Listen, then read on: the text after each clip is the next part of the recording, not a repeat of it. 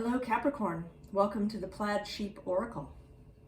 For this round of readings, I've been pulling a card from the Urban Crow Oracle as inspiration for the reading. And your card is awesome. Play. Now, I know Capricorn has sort of a reputation, right, of not, you wouldn't know, right, if you picked a playful sign, Capricorn is probably not the first sign that would come to your mind, right? You might think Leo, Gemini, perhaps, Pisces. But I think that what you're being asked by this reading and this energy and possibly your own wider self is to play, to really look for and find your playful self. One of the reasons that I really enjoy astrology is the story aspect of it. That one can see stories within the signs and in people's charts. And you can also see kind of the story of humanity, right? In our travel from when we were wandering around in hunter-gatherer bands to modern society. And you can see within the signs and how we talk about them, how our, views and our philosophies have changed.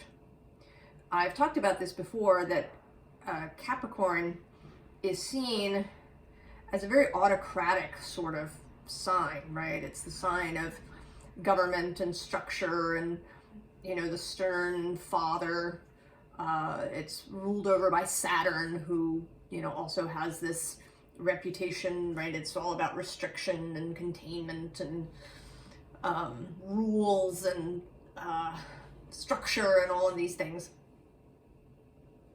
And so we have this, right? We have this view of Capricorn, and you can see how that plays out in society. How we see structure, what we think of it. What comes to mind when someone says the word authority or the word institution.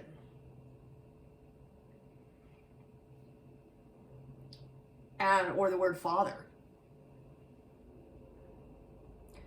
But Capricorn originally wasn't just the mountain goat. Capricorn was the sea goat. This mystical creature, half earthly, half in the water realm. Able, right, had this half that climbs to the top of the mountain and this half that can dive deep into emotional spaces. And Capricorn is an earth sign. This is associated with the feminine, with yin, right? Earth and water as receptive, as representing the earth and Gaia herself. So I think that the way that we view these things can affect how we present in the world. And this may be especially true if you learn about this astrology stuff early on in your life, right? You might learn, the Capricorn people with a Capricorn sun or Venus or Saturn are, very disciplined and, they really get things done, and maybe they're also organized. They're managerial. And certainly that is an absolute aspect of Capricorn, and it's a lovely thing, right?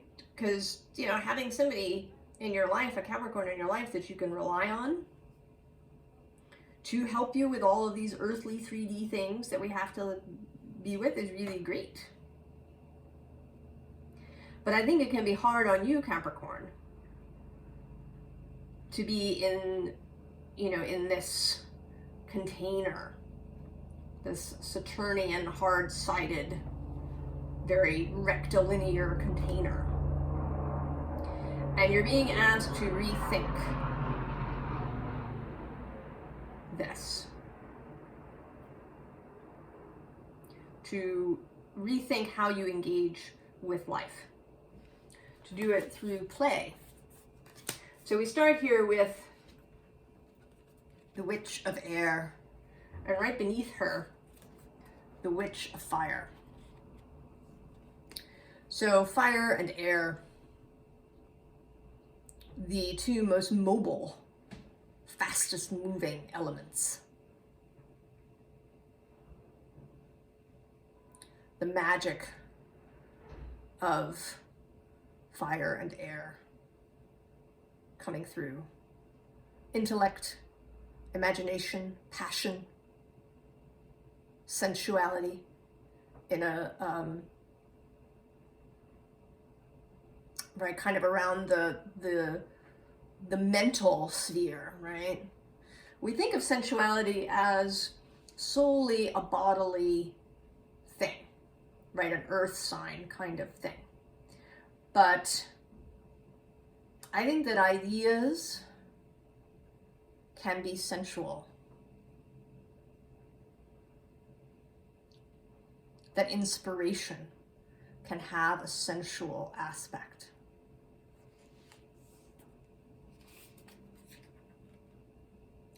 And then we get this Ace of Air. New ideas, new thoughts.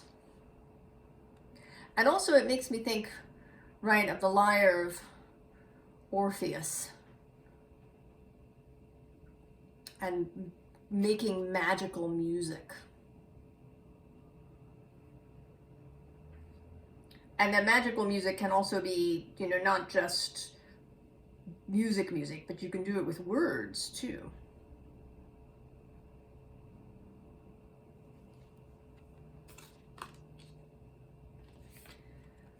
And then the Seven of Air, which in this deck in particular is about ritual, about participating with the forces of the universe, with the divine, with spirit, about engaging and doing it in a playful way, in an artistic way, right? Making sacred objects, perhaps writing poetry,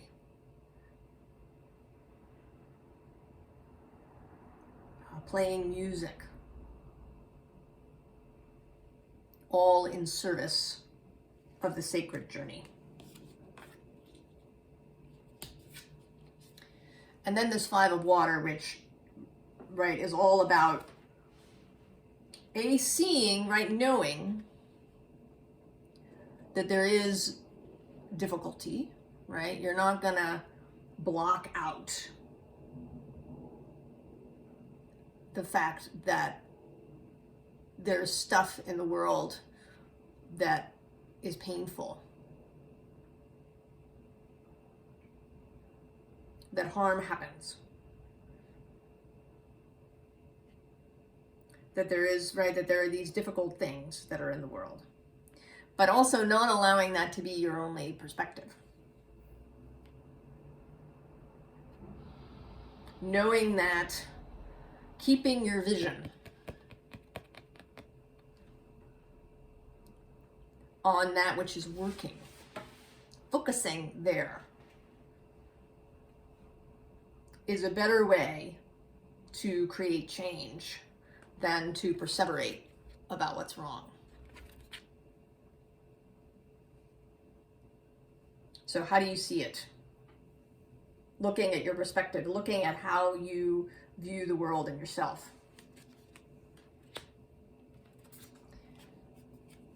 And this is initiation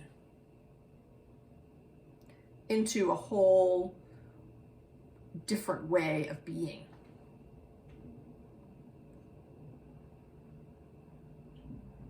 Taking flight And this, right, there's humor in this card, right? The bird's gonna make off with her hat, and the badger's going away with her boot, and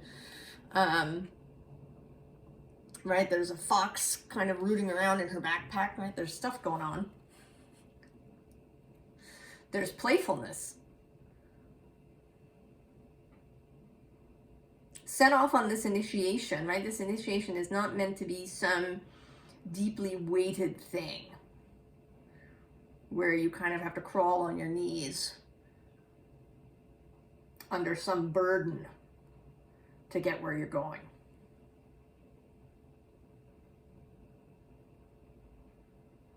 You don't, right? You don't have to struggle for something to be meaningful, Capricorn.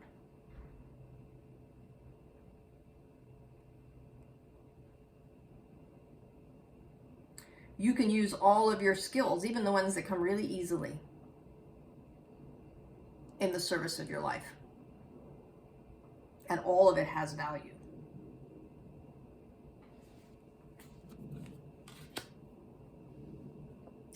So here the underlying is this Three of Cups, and then I feel like this is you in the first card in the row. Right? You're here, you've been efforting. You've got all these, 9 wands that you've collected and you've hauled around with you.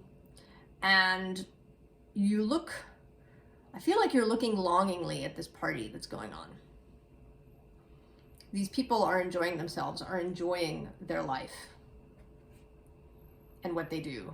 And you're kind of over here in this other struggling space, looking through the bars of this Ten of Swords.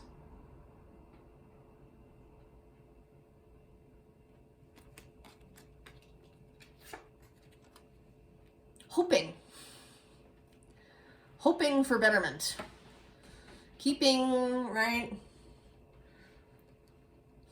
If you're just good enough, Capricorn. If you can cross all your T's and dot all your I's, if you can just be organized enough, together enough, responsible enough, you can, right, you can kind of will it into being with willpower here. But if you have your, right, if you're deep in this willpower contemplation, you're actually missing the cups that contain the star.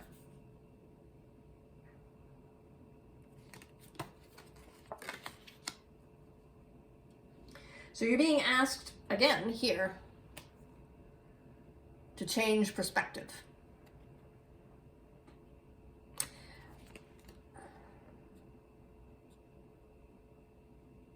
And this Hanged Man isn't really tied to anything, right? He's sort of, I mean, there's a golden thread here that seems to be around his ankle, but he seems to sort of be kind of, right, sort of suspended in midair, almost levitating on his wings. So again, I'd write a more playful image of the Hanged Man.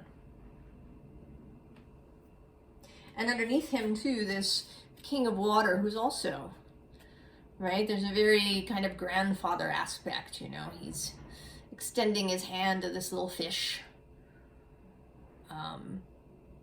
This is not a raging Poseidon of the storm. Right, this is kind of a, right, you can picture him laughing a lot. Right, he's got a sense of humor and he enjoys laughing. And he likes to look at all the beauty in the ocean as he passes through it. He enjoys all of the beauties and wonder around him. And then, when you are in this more receptive state, this ability to see yourself not encumbered by, you know, a cage or a serious structure that you've made for yourself, then you can have your eyes open and see this pearl that's being offered to you by Spirit. Right now, your eyes are open, you see her in front of you.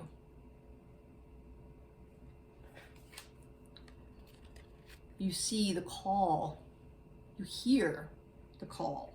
The call, right, that's been played on this lyre, the call of new thought, of new ways to view yourself and the world, new ways perhaps to see all of those Capricorn-y things, all the stuff in the third, you know, in the 3D, all of, right, the earth and buildings and cars and institutions and government.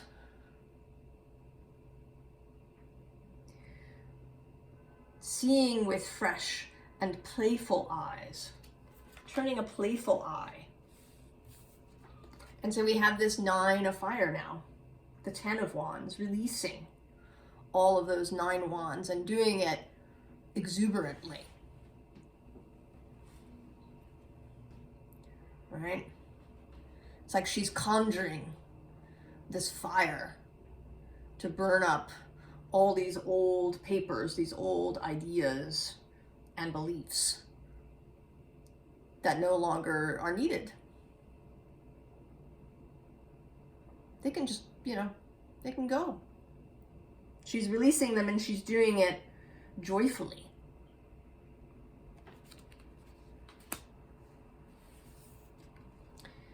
And then there's the new structure. Right? I see, you know, sunrise coming up behind this new tower.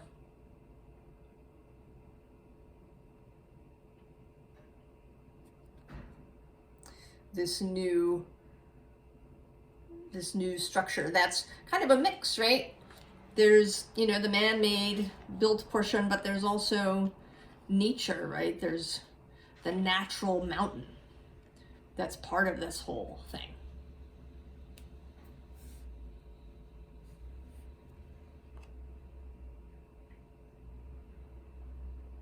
You know, and there's also some, you can see some greenery going on here. There's trees. And then maybe this tower is part of, right, a whole city that we don't even see, right? Because there's some, you know, structure happening over here too. So, you know, it's possible, right, that this is just part of a whole community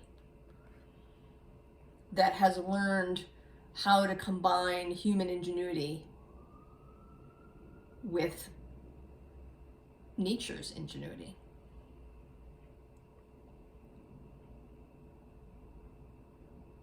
That it is totally possible. And Capricorn, you could be, for sure, Capricorn's on the forefront of changes in how we do things to make this world more beautiful. If you've read Charles Eisenstein at all, you might have read his book, The More Beautiful World Our Hearts Know Is Possible. And we do know that a more beautiful world is possible. And for sure, Capricorn is a very necessary part of any changes that we're going to make.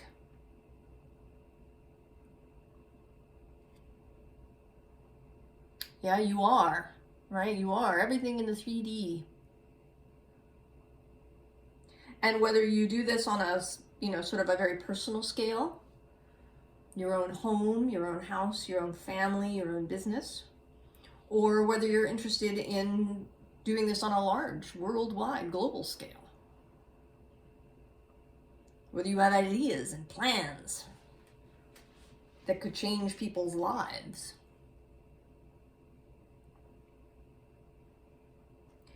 The best way to get to this new space is to do it playfully and not extra seriously. But I feel, Capricorn, I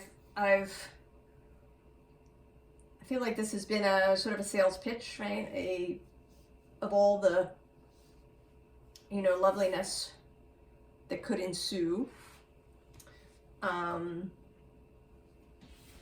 I feel as if you might need a little bit more convincing. Because the final set of cards starts with this 8 of Pentacles.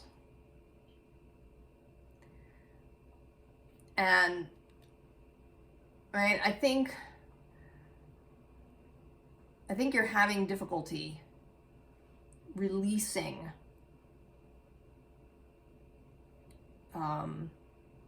what you see as the world, as the 3-dimensional world, reality, logic, reason. The universe is here with the cup, right, that's being offered in the 4 of Cups. But you've got your head down. You know, all of these spiritual things are all nice,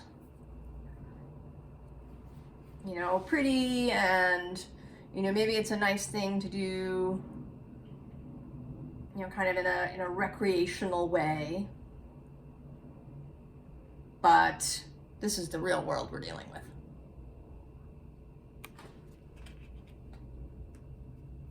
There's that voice of the modern world that we all start learning when we're little, and that I think is still in the process of dismantling. I feel like every generation there's a little bit of an infusion of a different kind of energy, and that each time there's more and more. And that we may genuinely be on the cusp of more major changes to society that involve actually Capricorn-y things. And here you have these 2 cards bookending another card, right? We have the 9 of Swords, which is just, you know, anxiety and waking up in the middle of the night, imagining the worst. And then this 10 of Swords. And it's like, you know, here you just wanted, right? Just like, where's the 10th sword to just finish me off? But then you're kind of hovering. You're hovering in this space. You're hovering, looking at this cup. Here you are, the Page of Cups, unusually. And you can't quite believe it. There's this fish coming out of the cup.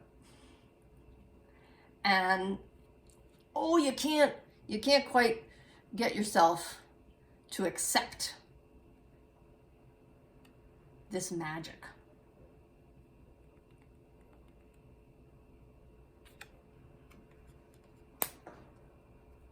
So the universe is, you know, here to say, mostly, it is magic, because the star repeats, this time in her classic vision, in the Rider-Waite, pouring the waters of healing both in the water and on the earth. And then Judgment, which is this call card, again, repeating.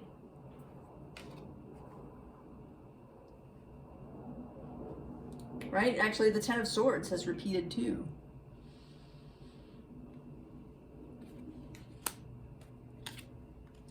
And then this King of Wands, who is an example to you, Capricorn. He's a king. He's absolutely sovereign. He's not, you know, frivolous. He's not reckless or careless.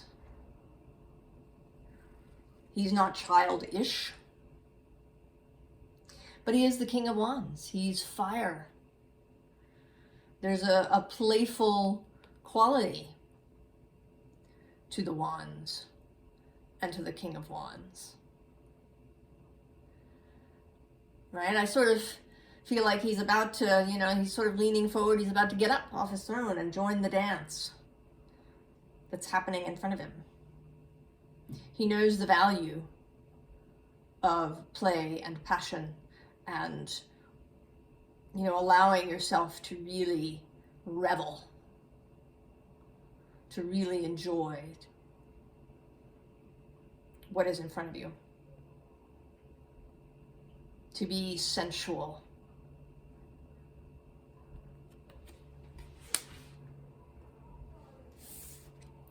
So then the Six of Pentacles, which this is sort of an admonishment to receive as well as to give. Right? Life is about both. And it doesn't have to always be, like equal and exact. That it flows, reciprocity flows. Right? Like the idea of paying it forward. Right? You don't necessarily, right, return something to the person who gave it to you, right? Who gave you something. You don't, right? You may give someone else a gift, and then they give someone else a gift, and it kind of goes around and through.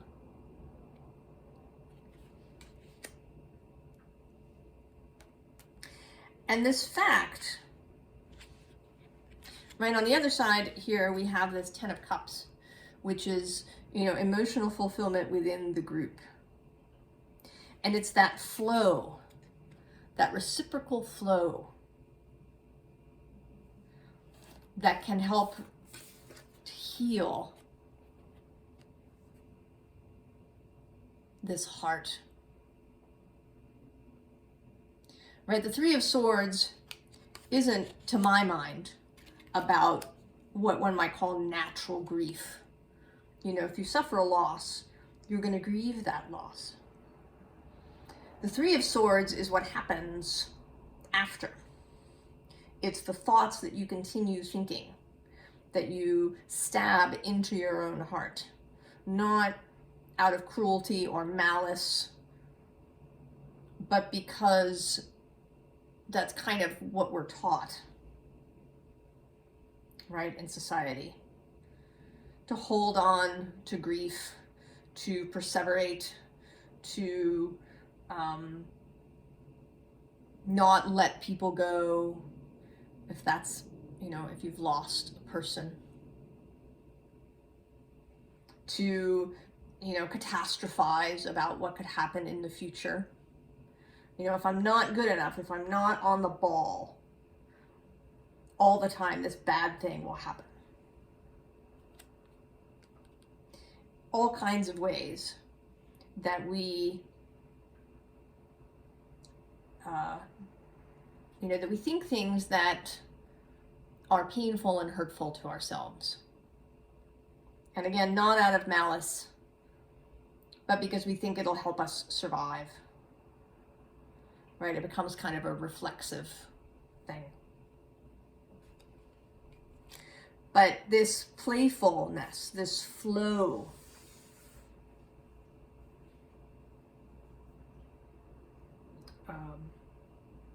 right? The particular playfulness, right, of air and fire. Air, right, stirring up leaves so they blow around. Watching a bonfire or a whole room of candles. Right, the playfulness of these elements. And of water, right? The healing aspects of water. It's not quite as present here. It shows up, right? There's Three of Cups, Four of Cups. But there is the star pouring her water.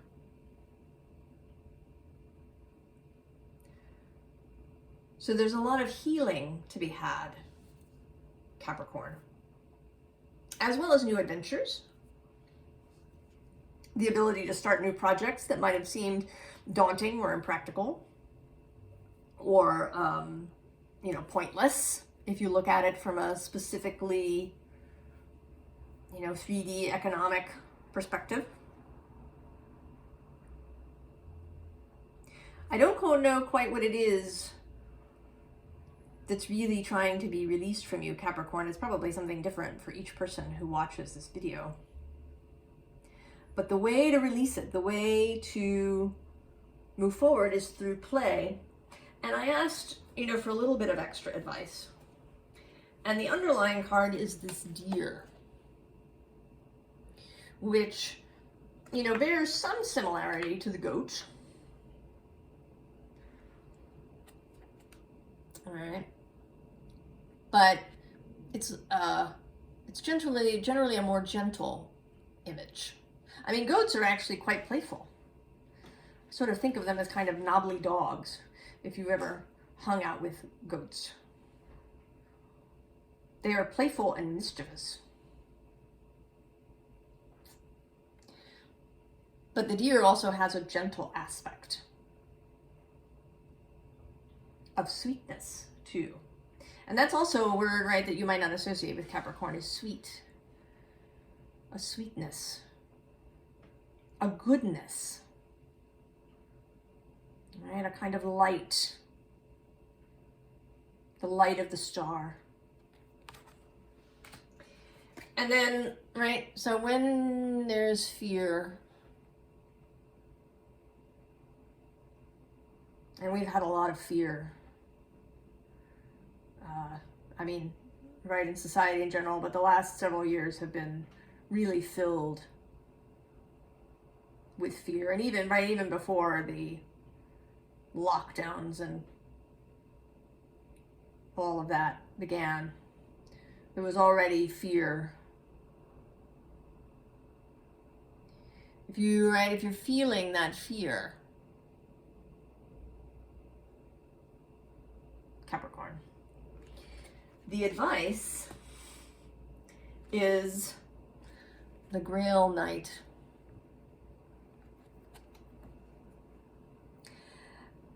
His subtitle is Romance, Illusion, Seeking the Sacred. Right, he devotes himself to the search, right, for the Grail. But as a theme, right, that showed up in a previous reading of Aquarius, and a collective reading, we carry the Grail in our own hearts. We don't actually have to go and find it anywhere. We don't seek the Grail.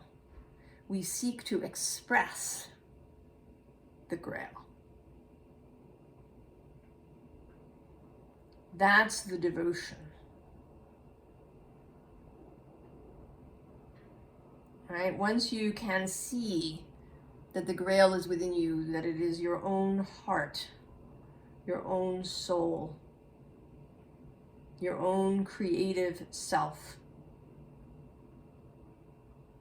your inner water held. And this is Saturn's job. He is the cup that holds the water.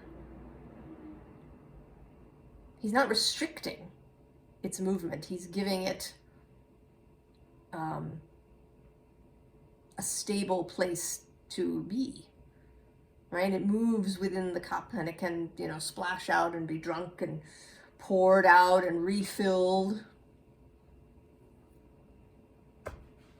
because it has this steady home.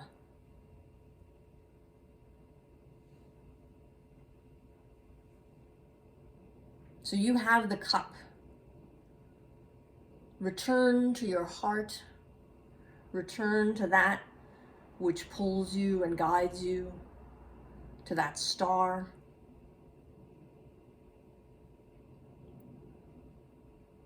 Right? You can rededicate and redevote yourself as often as is necessary. Perfection of devotion is not required. Ever, Capricorn.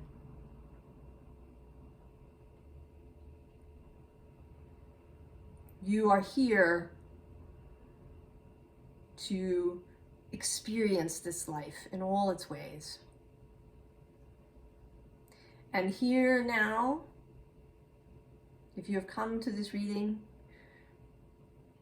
the suggestion, the guidance, the hope for you is that you will play, that you will become playful in your life.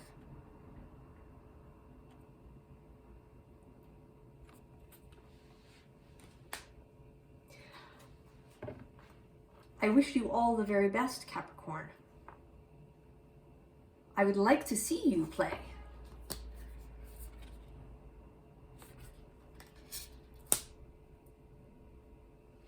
And I think that you have the ability to do that now for yourself and for all the rest of us.